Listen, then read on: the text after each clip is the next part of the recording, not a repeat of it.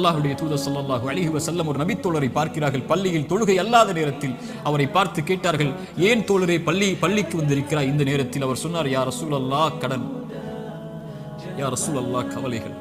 உள்ளம் நிரம்பி இருக்கிறது அல்லாஹ்வின் தூதரே. அல்லாஹ்வுடைய தூதர் ஸல்லல்லாஹு அலைஹி வஸல்லம் சொன்னார்கள், நான் உனக்கு ஒரு துஆவை சொல்லித் தருகிறேன், அதை நீ ஓதினால் அல்லாஹ் ரப்புல் ஆலமீன் உனக்கு இந்த சோதனைகளில் இருந்து வெளியேறக்கூடிய வாய்ப்பை அல்லாஹ் ரப்புல் ஆலமீன் உனக்கு தருவான். என்ன அல்லாஹ்வின் தூதரே அந்த பிரார்த்தனை? அல்லாஹும்ம இன்னி அஊது பிக மினல் ஹம்மி வல் ஹஸன், அல்லாஹும்ம இன்னி அஊது பிக மினல் ஹம்மி வல் ஹஸன்.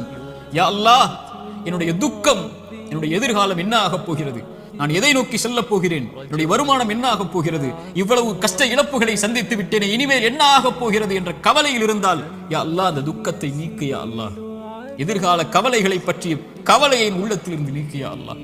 வல் ஹஸன், என்னுடைய முன்னால் நான் செய்த பாவங்கள், முன்னால் என் வாழ்க்கையில் நடந்த நிலைகள், நான் சந்தித்த இழப்புகள், அதனால் என் உள்ளம் துவண்டிருக்கிறது. எதிர்காலத்தை பற்றியும் கடந்த காலத்தில் நான் செய்ததை பற்றியும் என்னுடைய உள்ளம் கவலை கொண்டு நடக்க முடியாமல், நகர முடியாமல் இருக்கிறேன் யா அல்லாஹ். அதை நீக்கு யா அல்லாஹ்.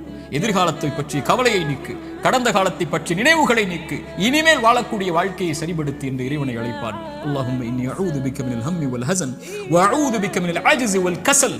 யா அல்லாஹ், இயலாமை, என்னால் இனிமேல் என்ன செய்ய முடியும், என்ன இருக்கிறது என்னிடத்தில், எதை கொண்டு செல்லுவேன் என்ற பயம், இயலாமை என்னிடத்தில் இருக்கிறது.